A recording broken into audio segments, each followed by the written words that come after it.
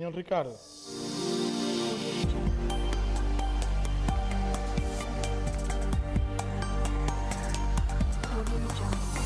Amén. Vamos a orar. Señor, adoramos tu nombre, te glorificamos en esta mañana. Agradecemos tus bondades y tu mucha misericordia para con nosotros. Gracias por Cristo, gracias por la cruz.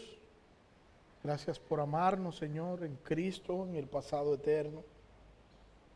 Te pido, Dios, que nos permite glorificar tu nombre, Señor, por medio de la exposición de tu palabra, y que tu palabra, Señor, escale en nuestros corazones, dándonos esperanza y ayudándonos a entender que necesitamos esperar en ti, porque esperar en ti es el mejor remedio que nosotros podemos tener.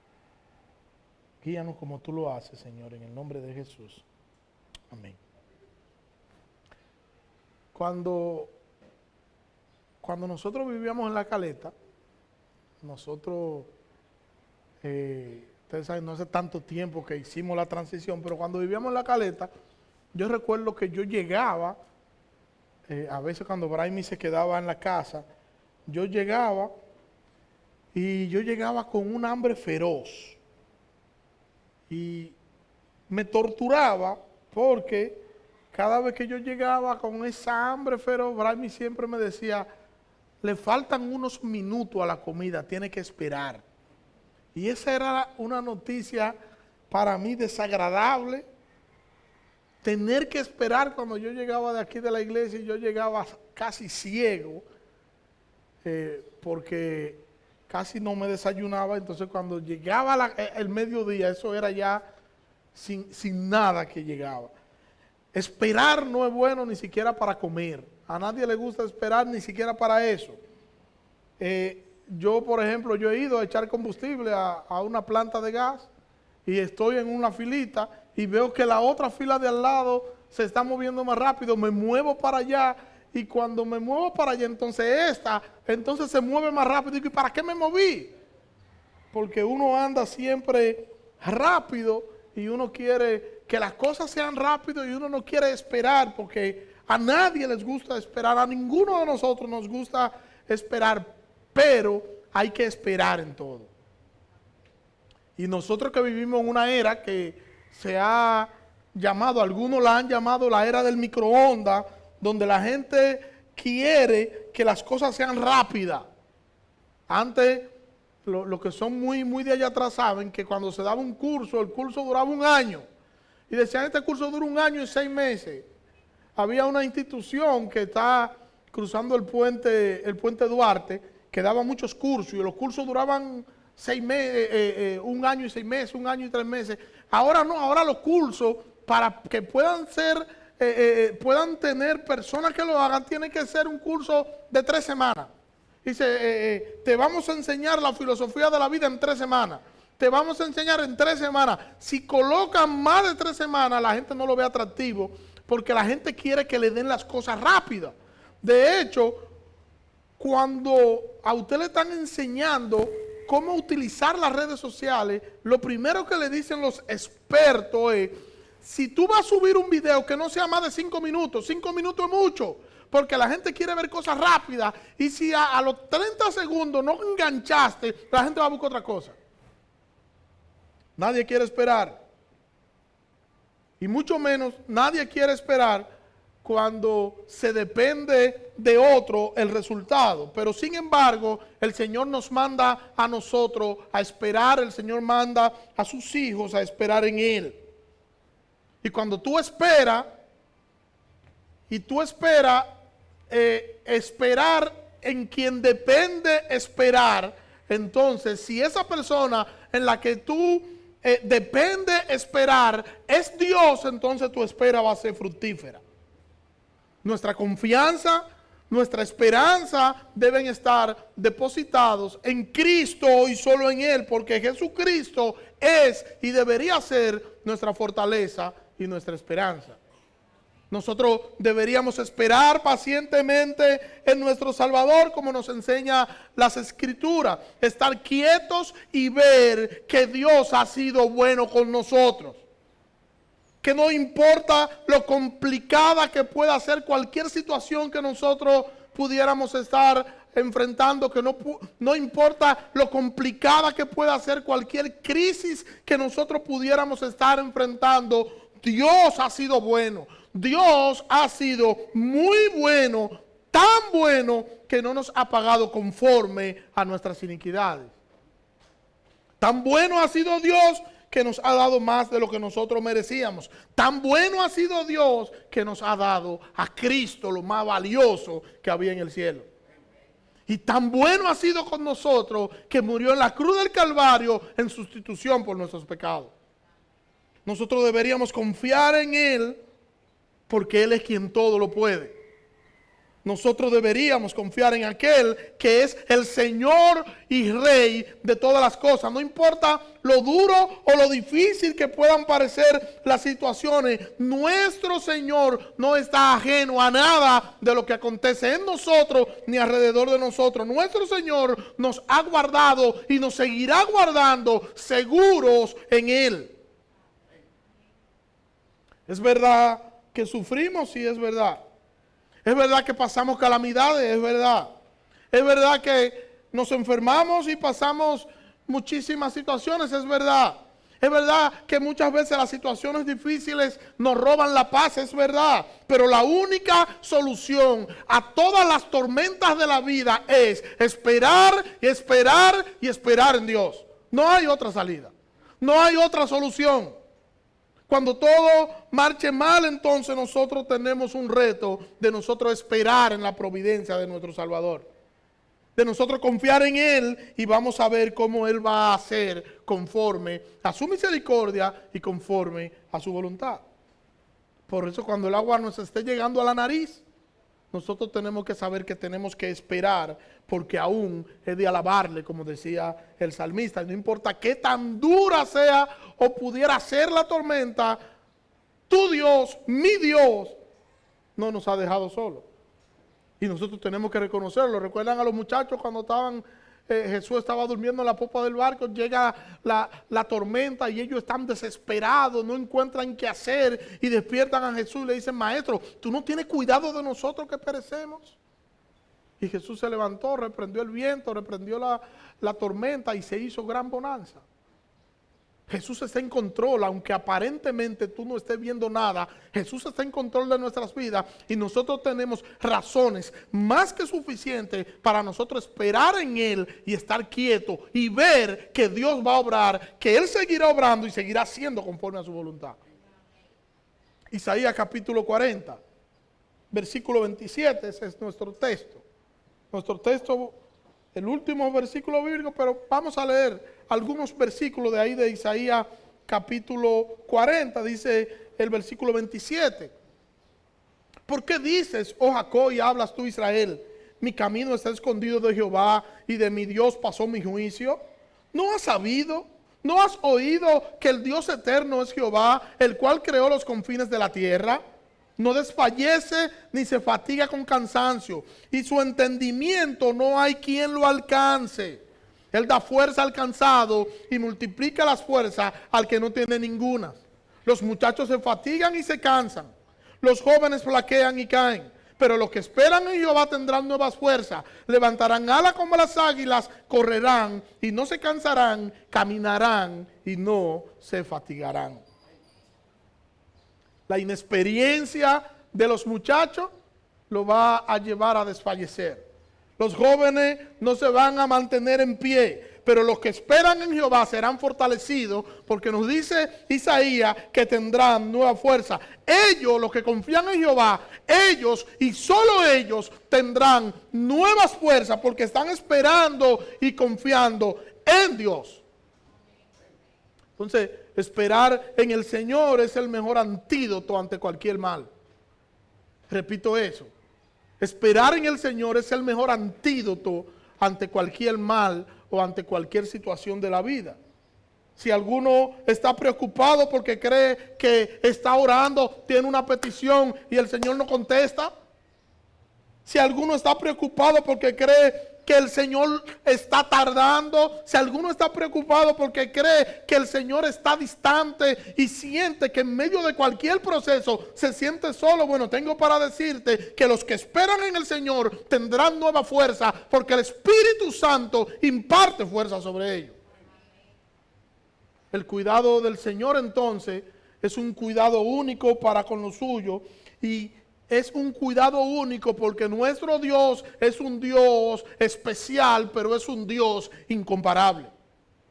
Nosotros tenemos un Dios que es poderoso, pero es poderoso para hacer todo lo que Él quiera hacer conforme a su voluntad.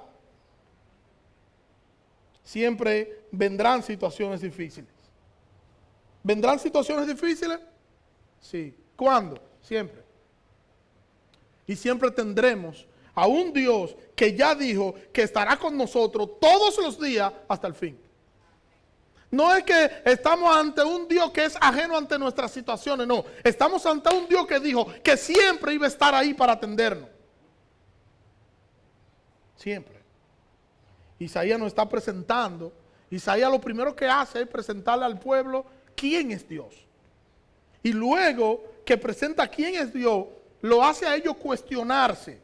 ¿Cómo es posible que nosotros tenemos un Dios como este Dios, nosotros vamos a vivir arruinados? ¿Cómo es posible que nosotros teniendo un Dios como este Dios, vamos a entender que nos ha abandonado? Es imposible que un Dios con esta categoría abandone a sus hijos. Es imposible.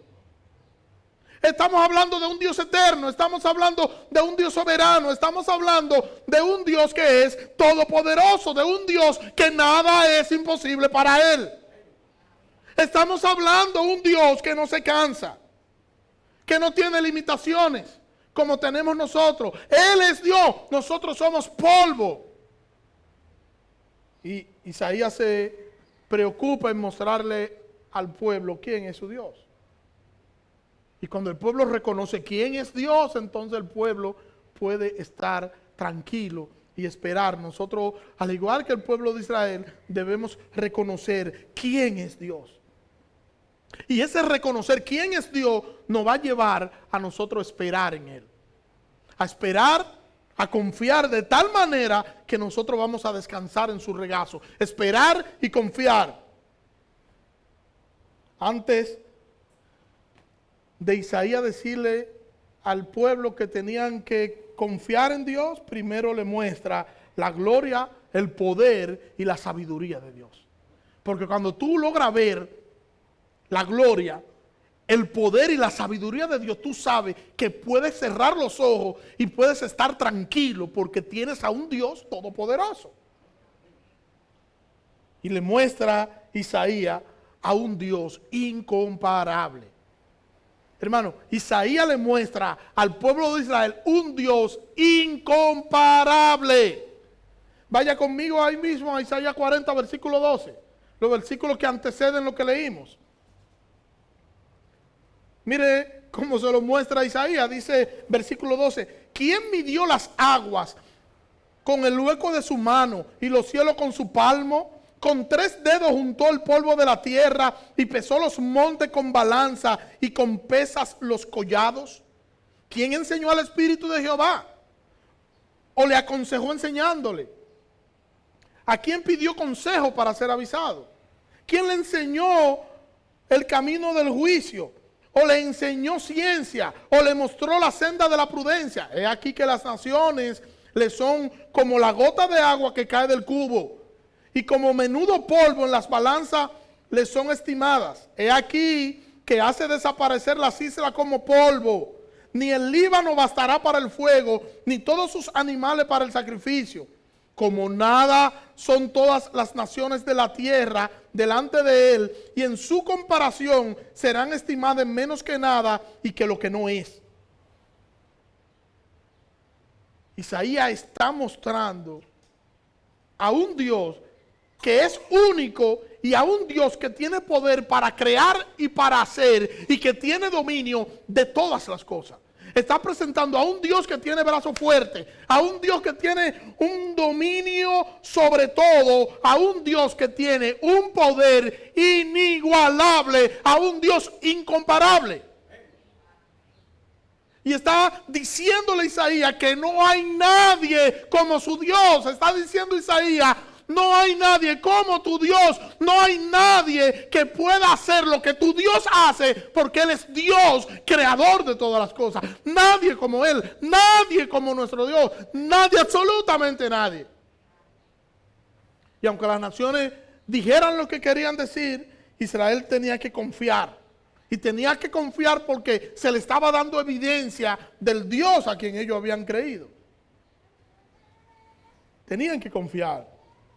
Y aunque pase lo que pase alrededor de los cristianos, aunque pase lo que pase alrededor de los creyentes, los cristianos deben estar confiados y seguros en el Dios poderoso a quien ellos han creído. Los cristianos deben confiar que tienen a un Dios que es capaz de hacer todas las cosas, porque es un Dios incomparable. No hemos entendido que nosotros tenemos a un Dios excelso y a un Dios poderoso. Si entendiéramos eso, dejáramos de quejarnos. Si entendiéramos el Dios que tenemos, dejáramos de preocuparnos tanto y descansáramos más en Él y esperáramos en Él, en su providencia y en su misericordia. Tenemos a un Dios único, y ese es nuestro Dios. Nosotros podemos pedir y sabemos que Él tiene el poder para hacer lo que Él quiera cuando nosotros pedimos. Podemos pedir y veremos su mano obrar en nuestro favor. El Señor es nuestro Dios, el Señor es nuestro poderoso refugio y nuestro más seguro refugio. Nadie, absolutamente nadie como nuestro Dios. Isaías también destaca la sabiduría de Dios. Isaías está diciendo que nadie es más sabio que nuestro Dios. Nadie.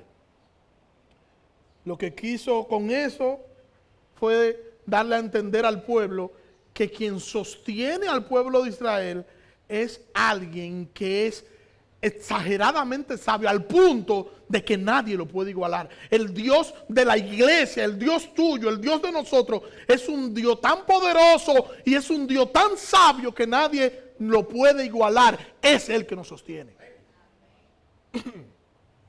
Nadie puede aconsejarlo. Nadie puede decirle a Él: mira, ¿qué tú crees si tú lo haces de tal manera? Nadie, porque Él es el Dios todopoderoso, quien lo sabe todo y quien lo entiende todo, porque Él es Dios.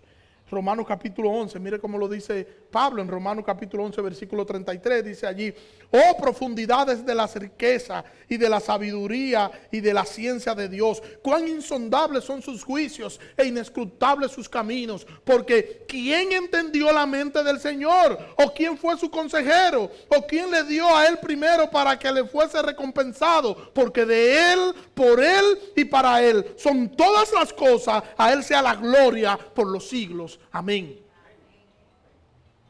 Es un poder y una sabiduría inigualable lo que nosotros vemos que se está exhibiendo aquí de nuestro Dios.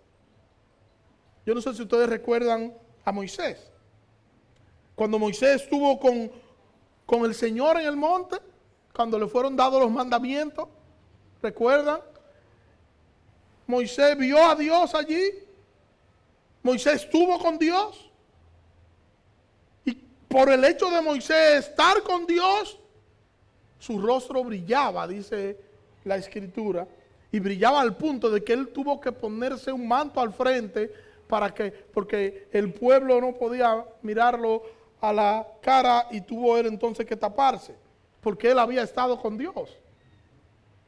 La gloria de Dios es tal que cuando nosotros nos exponemos a la gloria de Dios, nosotros salimos afectados con la gloria de Dios para bien o para mal. Todo el que está cerca de Dios, entonces, es afectado por la gloria de Dios, es afectado por Dios. Y la luz de Dios, en el caso nuestro, nos va a afectar. Y nosotros vamos a hacer una especie de espejo donde la gloria de Dios se va a transmitir a otro. Y la luz de Dios va a brillar en nosotros para la gloria de su nombre. Todo el que se encuentra con Dios se le nota. Todo el que tiene un encuentro con Cristo se le nota. Todo el que habla mucho con Dios se le nota. Entonces, no sé si tú has escuchado un refrán que dice, dime con quién anda y te diré quién eres. Tú andas con Dios, se te va a notar.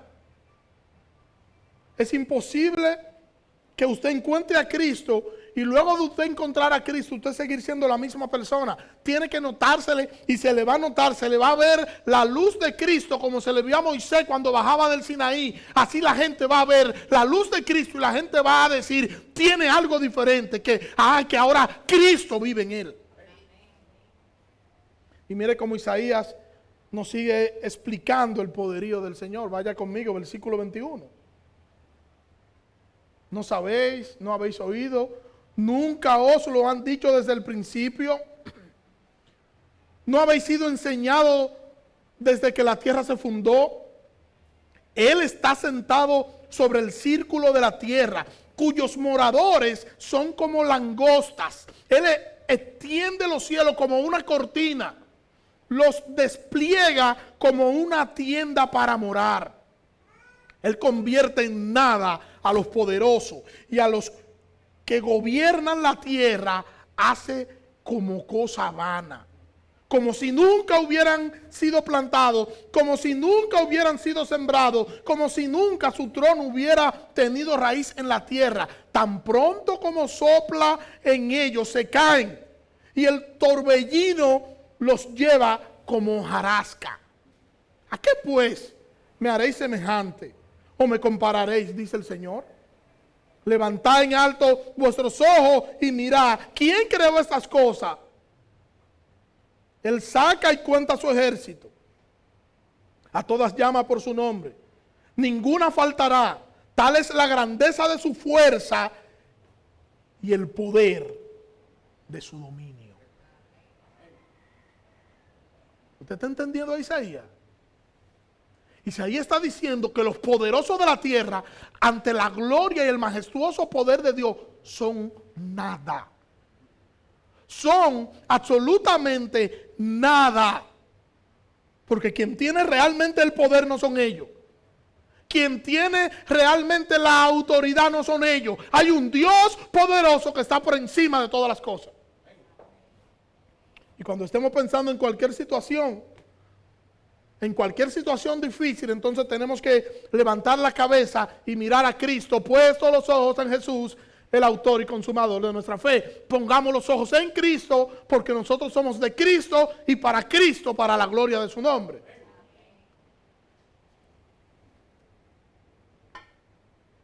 Y cuando entendemos esto, entonces entendemos que el Señor nunca nos ha abandonado y nunca nos va a abandonar. Cuando entendemos esto, entendemos que Él tiene el poder para hacer lo que Él quiere hacer. ¿Y cuál debería ser nuestra respuesta? Mirar a Cristo. ¿Cuál debería ser? Mirar a Cristo. Es la única salida que nosotros tenemos. Mirar a Cristo. Mirar a Cristo y mirar a Cristo. Cuando un creyente está en tribulación, ¿qué debe hacer?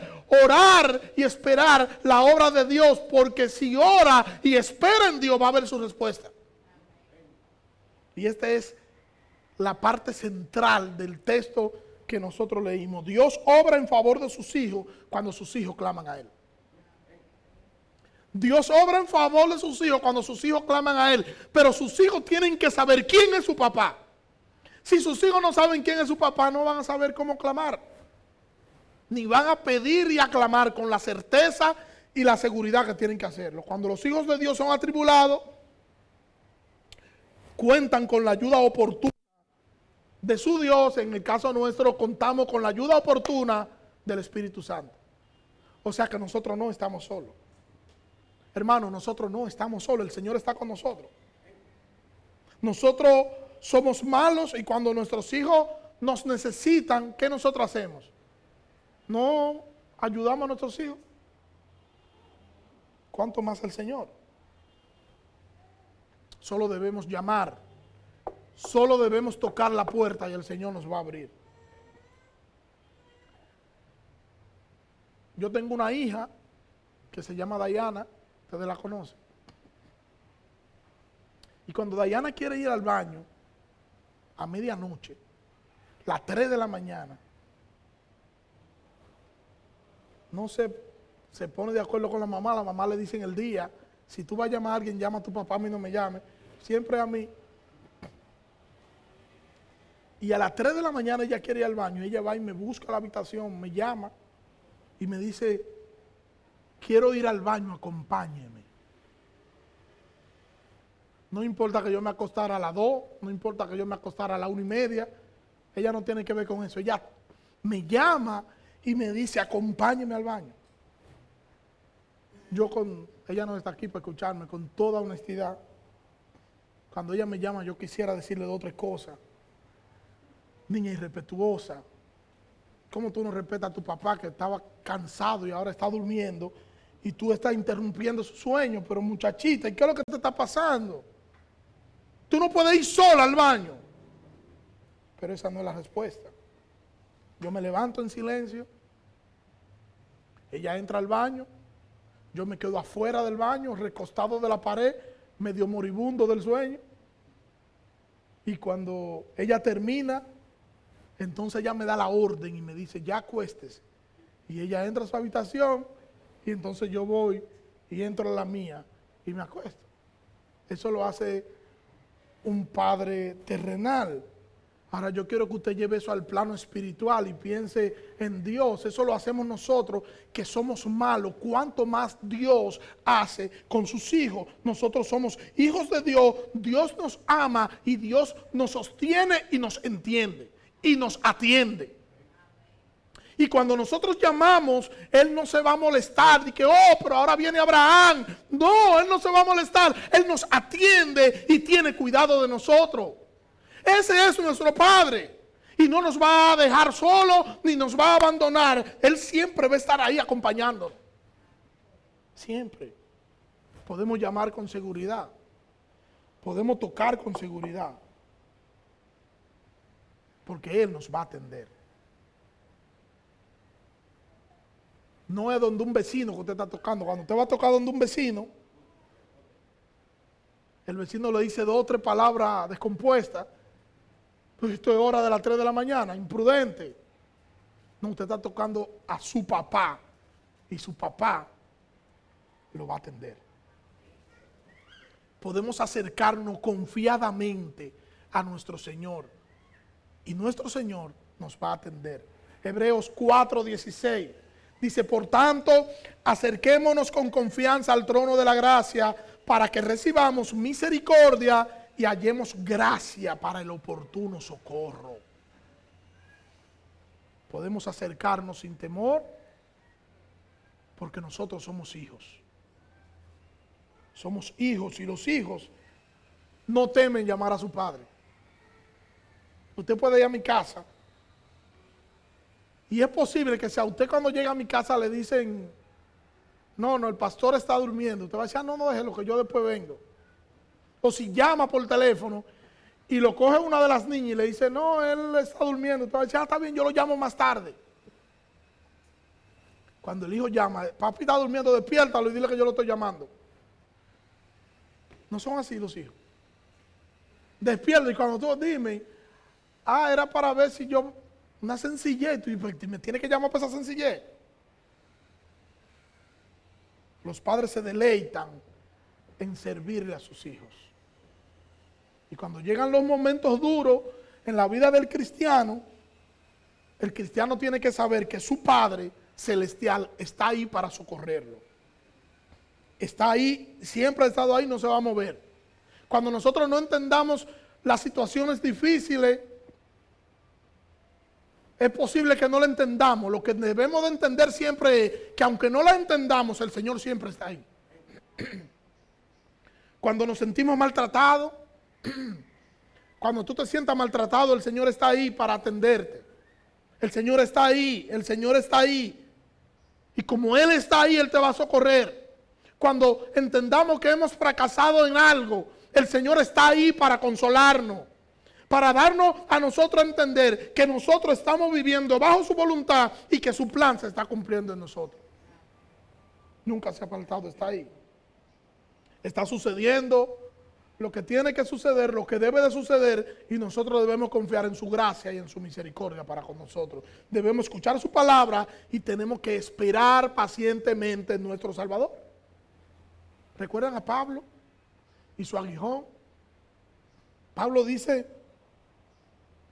que le fue dado un aguijón, un mensajero de Satanás que lo humille, que lo abofetee. Y Pablo dice, yo he orado 3 veces al Señor y le he dicho, Señor, quítame esto, que me atormenta y me humilla. Y mire cuál es la respuesta de Dios, segunda carta a los Corintios, capítulo 12, versículo 9. Y me ha dicho, bástate mi gracia, porque mi poder se perfecciona en la debilidad. Por tanto, de buena gana me gloriaré más bien en mis debilidades, para que repose sobre mí el poder de Cristo. Por lo cual, por amor a Cristo, me gozo en mis debilidades, en afrentas, en necesidades, en persecuciones, en angustia, porque cuando soy débil, entonces soy fuerte. El Señor lo que le dijo, estate quieto y bástate solamente en mi gracia. Nuestras debilidades deben ser un motor o un motivo para nosotros confiar y esperar en nuestro Señor. Debemos esperar y confiar en Él. ¿Van a suceder cosas duras? Sí. ¿Van a suceder cosas que nos van a marcar? Sí. Pero nosotros tenemos un Señor que es todopoderoso. Y Él, si no nos libra, nos va a dar la fuerza para que podamos resistir hasta el final. Necesitamos entender esto, hermano. Necesitamos entender que tenemos a un Dios poderoso, a un Dios que no nos ha abandonado, a un Dios que no nos va a abandonar, que en medio de las crisis tenemos a quien nosotros acudir, tenemos a quien nosotros llamar. Y cuando tú estés enfrentando una situación difícil, ten pendiente que tú eres dependiente de un Dios que es poderoso. Y Él está pendiente a nuestras peleas, a nuestras luchas internas, a nuestras batallas internas. Y nunca debemos perder de vista que Él está con nosotros. Nunca debemos perder de vista que con nuestras fuerzas nosotros no vamos a lograr hacer absolutamente nada, que necesitamos la ayuda de nuestro Señor para nosotros poder vencer. Necesitamos la ayuda de nuestro Salvador. Por nuestra propia cuenta nosotros no vamos a poder hacer absolutamente nada. Necesitamos su ayuda, necesitamos su fuerza y necesitamos su energía. Versículo 31 del texto de Isaías. Léalo conmigo. Dice, pero los que esperan a Jehová tendrán nuevas fuerzas. Levantarán alas como las águilas. Correrán y no se cansarán. Caminarán y no se fatigarán. No importa lo dura que pueda ser cualquier situación, los que esperan en el Señor tendrán nuevas fuerzas. O sea, eso no está condicionado. Es que los que esperan en Dios tendrán nuevas fuerzas. Es que no importa lo que esté pasando, tendrán nueva fuerza. Es que no importa que el mundo alrededor se esté desmoronando, se esté cayendo. No importa. Los que esperan en el Señor tendrán nuevas fuerzas. Seremos consolados por el Espíritu Santo. El Señor dijo, yo me voy. Es necesario que yo me vaya, pero yo no lo voy a dejar huérfano. Yo voy a enviar al Espíritu Santo, al Consolador. Y Él va a estar con ustedes todos los días.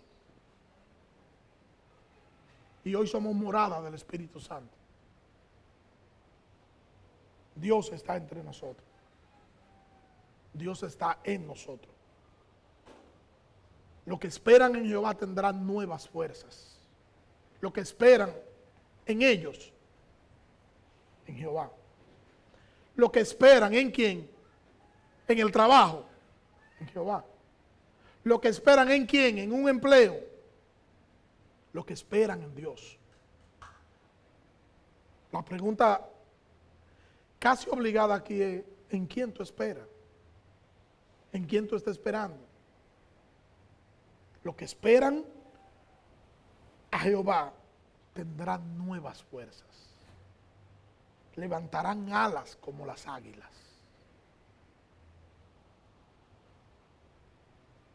Se dice del águila que es la única ave que dura 70 años. Es mucho, es la que más tiempo dura, 70 años. Pero para llegar a 70 años, a la mitad de la vida de ella, tiene que tomar ciertas decisiones serias para poder llegar a 70 años. ¿Por qué? Bueno, porque cuando está a la mitad de los 70, que son 35, ¿verdad? Cuando cumple los 35 años, entonces sus uñas se tornan frágiles, débiles y flexibles. Se le dobla el pico y las uñas se le desprenden con facilidad. Y como las uñas no tienen fuerza, no pueden agarrar su presa para alimentarse.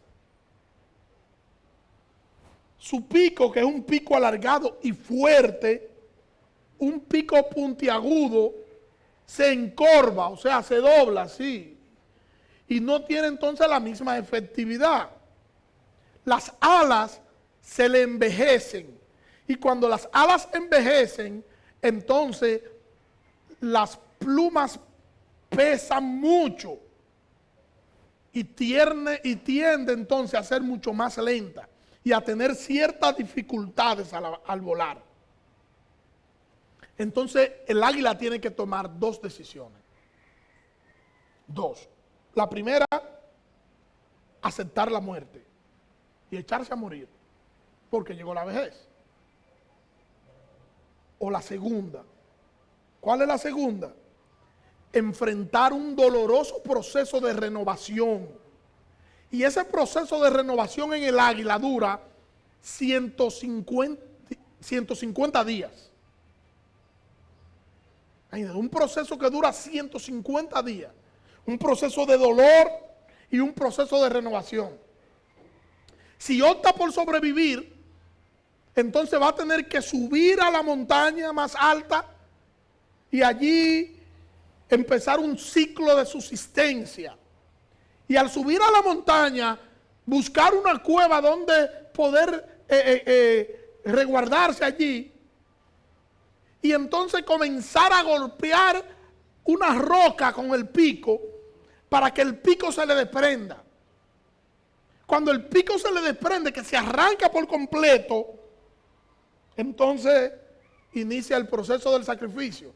Cuando el pico entonces le crece, con el pico, después que le crece, en ese proceso de 150 días, se desprende entonces las uñas. Un proceso de mucho dolor,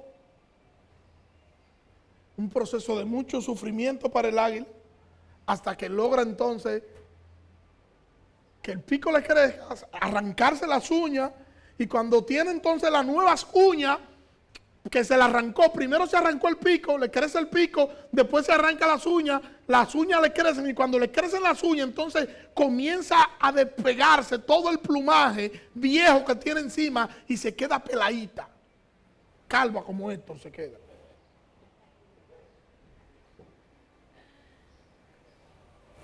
Y luego de 5 meses, entonces le sale un plumaje nuevo.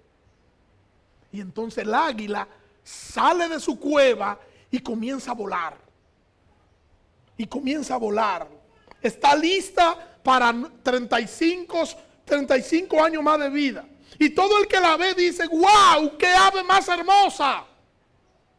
¡Qué belleza! La creación de Dios es hermosa. Pero pocos saben el proceso doloroso que ella tuvo que vivir para ella estar en el lugar donde estaba en ese momento. Pocos saben que tuvo que arrancarse el pico. Pocos saben que tuvo que desprenderse las uñas. Y pocos saben que tuvo que desprenderse todo el plumaje y todo el dolor que eso conlleva. Pocos saben eso, nada más saben contemplar lo ficticio, lo de afuera, la belleza artificial que se ve. La belleza que ella exhibe es fruto de mucho dolor y de mucho sacrificio. Y fíjense que Isaías está comparando con el águila y dice que levantarán el vuelo como las águilas. Las águilas, cuando después que el águila sale de ese proceso doloroso, de ese proceso terrible, entonces las águilas levantan el vuelo y todo el mundo la contempla y todos los animales se quedan contemplando la majestuosidad de un águila que es águila y está haciendo lo que está haciendo después de mucho dolor y de mucho sufrimiento. Y eso es lo que Isaías está comparando aquí. Nosotros como creyentes, cuando nosotros estamos débiles, como se encuentra el águila antes de entrar a la cueva, cuando las situaciones difíciles nos golpean a tal punto que nos roban la paz y no nos sentimos igual porque sentimos que el mundo se nos viene encima, sentimos que el pecado se está apoderando de nosotros, sentimos que la situación nos va a reventar, que no podemos más, no podemos seguir hacia adelante, todo se terminó, todo se acabó. Cuando llegan esas crisis, cuando nos azotan esa tormenta y dan en nuestra vida para querer rompernos el alma en dos, nosotros debemos subir a la montaña de la oración y en la montaña de la oración alimentarnos con la palabra de Dios y allí vamos a salir renovados. Y eso es lo que está diciendo Isaías. Vamos a salir fortalecidos, vamos a salir llenos de vida, vamos a salir llenos de vigor, vamos a salir llenos de fuerza, vamos a salir y nos vamos a remontar en las alturas porque vamos a salir llenos de Dios. Y habrá muchos que nos van a decir, mira qué bien él está, mira qué bien ella está. Wow, yo quiero ser cristiano porque mira cómo está fulano. Yo quiero ser porque mira cómo está, pero no saben que detrás de la imagen hermosa que ellos ven hay mucho dolor y hay mucho sacrificio porque fuimos forjados a base de sangre y fuego. Que tuvimos que renunciar al pico, como el águila, que tuvimos que renunciar a nuestras vestiduras, que tuvimos que decidir tomar todas las cosas y como nos dice el apóstol Pablo, tenerla por basura con tal de nosotros ganar a Cristo. Y ahora brillamos con la luz de Cristo. Y ahora somos nueva criatura. Y ahora esperamos confiadamente en nuestro Señor. Ahora esperamos confiadamente en nuestro Salvador. Y nos sentamos a descansar en Él. Pero antes de aprender eso, tuvimos que sufrir, tuvimos que llorar y tuvimos que tener el dolor en carne propia para nosotros aprender que tenemos que descansar en la providencia de nuestro Salvador. Que tuvimos que entrar a la cueva y despojarnos de las cosas que nos agradaban. Tuvimos que entrar y esperar allí para que Dios haga su obra en nosotros. ¿Nos va a doler? Sí, nos va a doler. Pero vamos a salir victoriosos. Vamos a salir mirando al invisible y confiando en aquel que ya dijo que todo lo podemos en Cristo que nos fortalece. Y quiero citar para ir cerrando a Charles Swindoll en su libro El misterio de la voluntad de Dios, que dice Charles Swindoll que fue a un taller de un escultor y cuando va al taller del escultor se queda mirando un pedazo de mármol y luego que vuelve ve una cabeza de un león hermosa y él le pregunta al escultor, ¿qué tú haces para de un pedazo de mármol hacer una cabeza de león tan hermosa? Y el escultor le dijo, yo cojo el cincel, yo cojo la mandarria y comienzo a quitarle todo lo que no se parece a la cabeza de león. Y Charles Swindoll lo aplica diciendo, así Cristo coge el cincel de las crisis, coge el martillo de las pruebas y comienza a golpearnos. Y comienza a golpearnos y a quitar de nosotros todo lo que no se parece a Cristo. Y una vez quita todo lo que no se parece a Cristo, entonces nosotros somos una pieza que todo el que nos ve dice, wow, pero mira, fuimos hechos a base de fuego y de martillo. Y en medio de todas las vicisitudes de la vida, en medio de todas las crisis de la vida, en medio de todas las situaciones que nosotros podamos enfrentar como seres humanos, tenemos que entender que solo tenemos que hacer una cosa, que es el mejor remedio que nosotros pudiéramos aplicar a nuestras vidas: esperar en Dios. Esperar en su misericordia, esperar en su providencia, esperar en Dios. Nada nos va a dar más resultado que eso.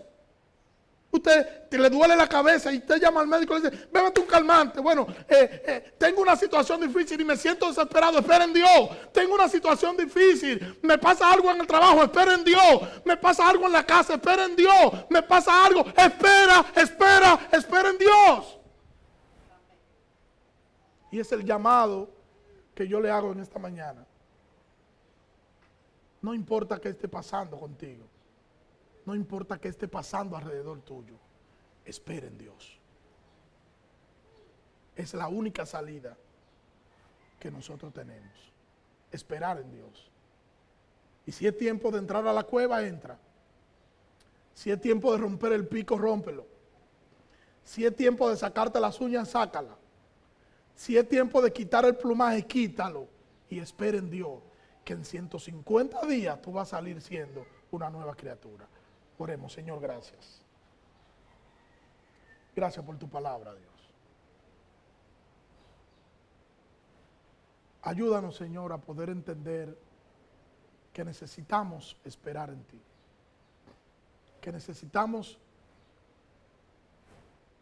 descansar en ti.